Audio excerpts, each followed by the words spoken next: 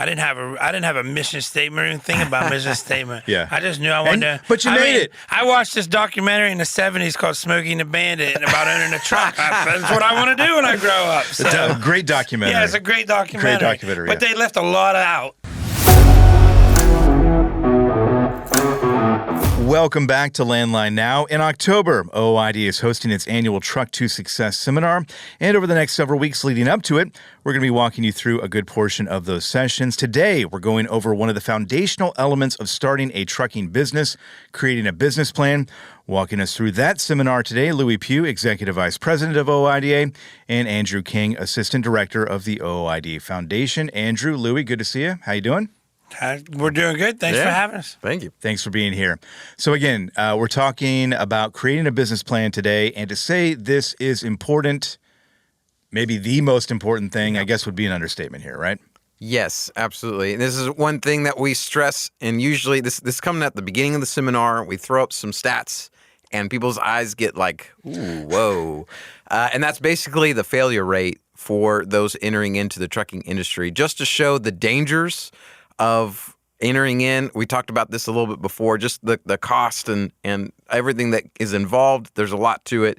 So some of those stats are, according to the Bureau of Labor Statistics, 20% of all new businesses entering into trucking will fail by their first year. Now, depending on what you're looking at, that number can be even higher.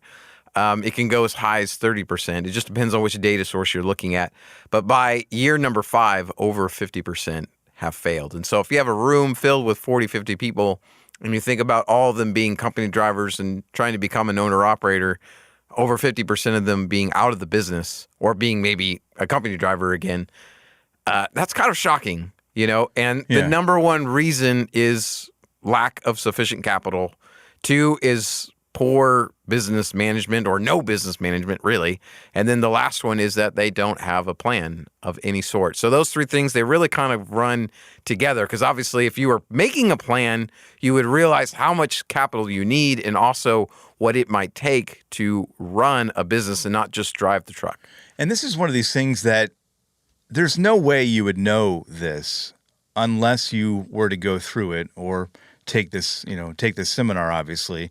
But this is something that it's not like anybody out there knows how to create a business plan, a successful one, much less than that. So this really is going to walk you through, right? Everything you need to know and everything you need to do. Yes. Yeah. Absolutely. We go through the various elements of the business plan and we make it as simple as possible. You know, it doesn't have to be I think when people hear the word business plan, it's intimidating. Exactly. It's very intimidating. You think you got to have all these pages worth of stuff and you got to write all this research. No, it's not that. I mean, it could just be some bullet points. The big thing is that you're doing a little bit of research or even just thinking through the process and realizing maybe just how difficult this will be and if it's really, really what you want to do. Yeah. Are there people out there, and I think I already know the answer to this question, but are there people out there who start, go off on their own? Are there people out there who don't have any sort of business plan?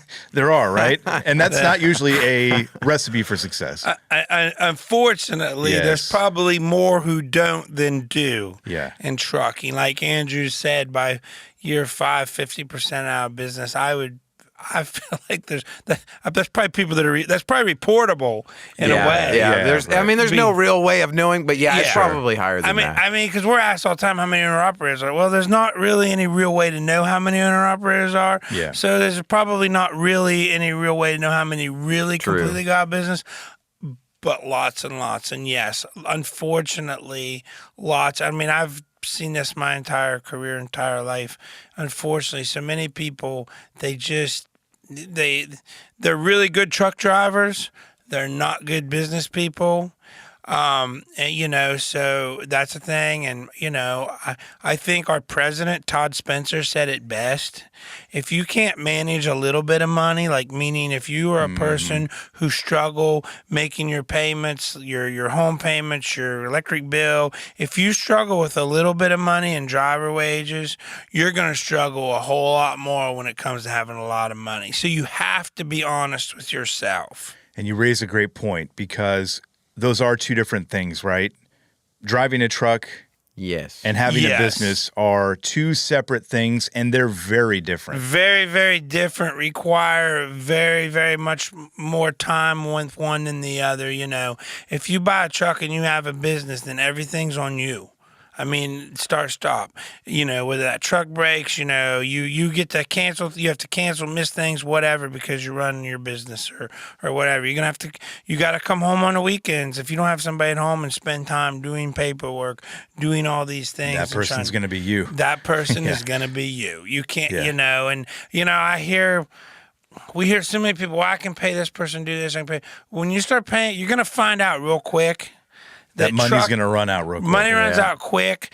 I tell people that trucking is a money saved business as opposed to a money made business.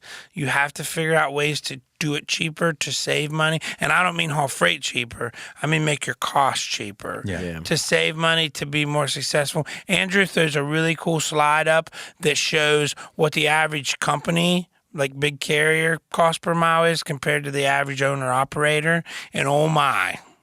Yeah. And I tell people every time he throws that is you need to figure out how to get your number closer to their number, Right. not that Yes. owner operator number, because that's where your profit comes. Yeah. Absolutely.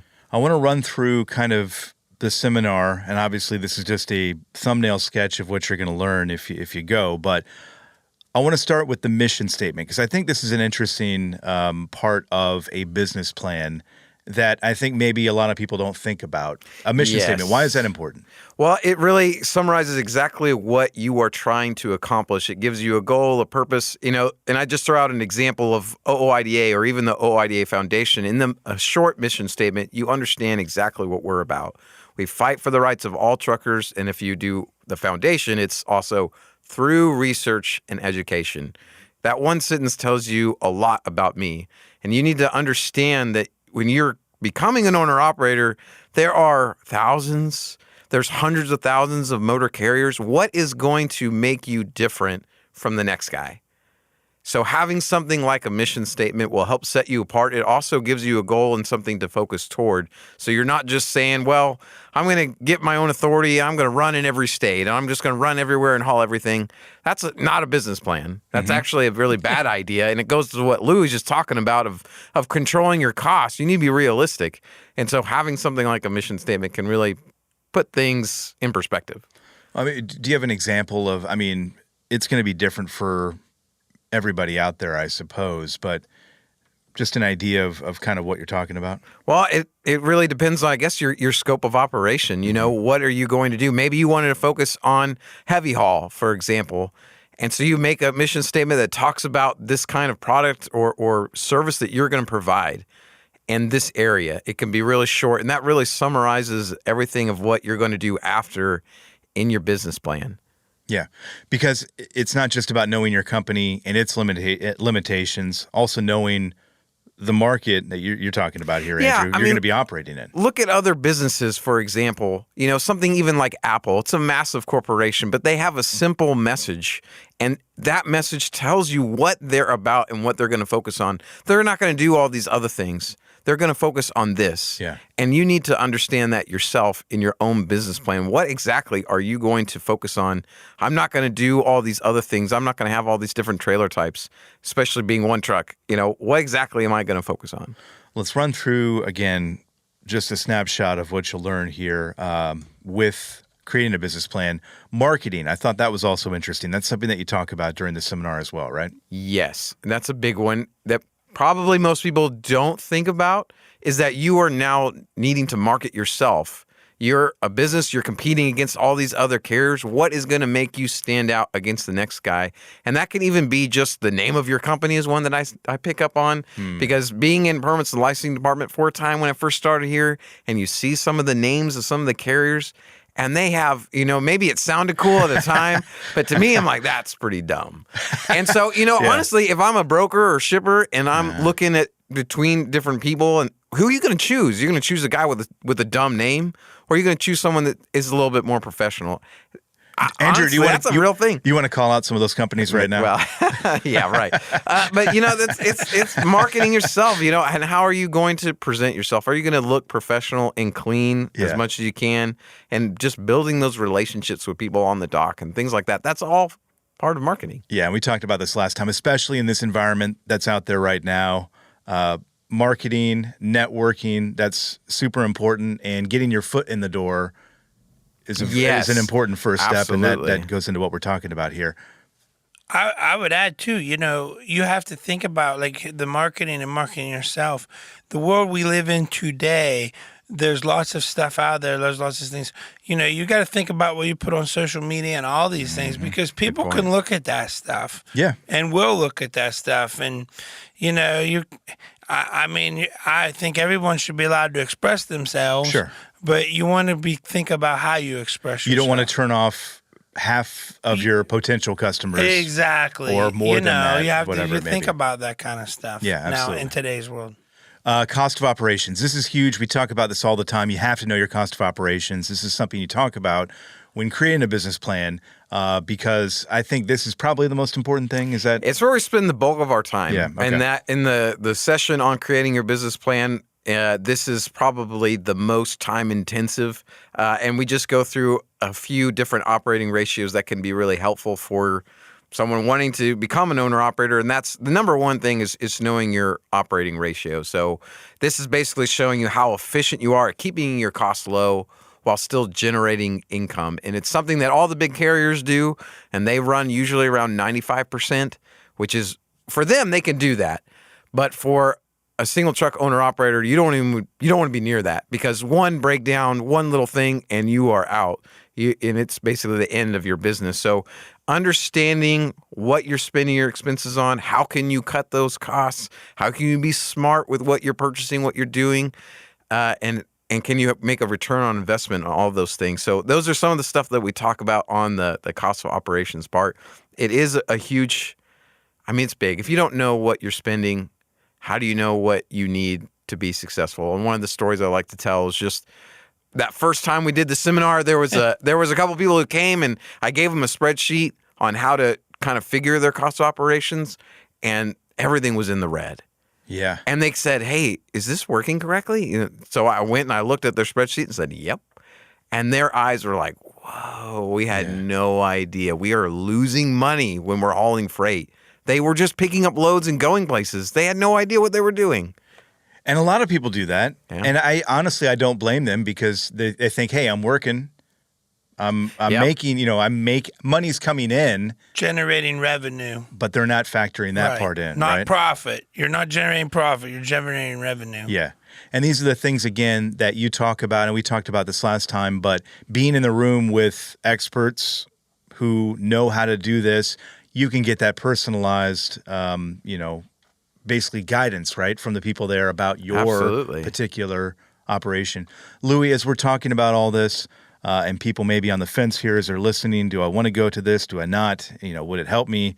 In terms of business plans, what would you tell people out there?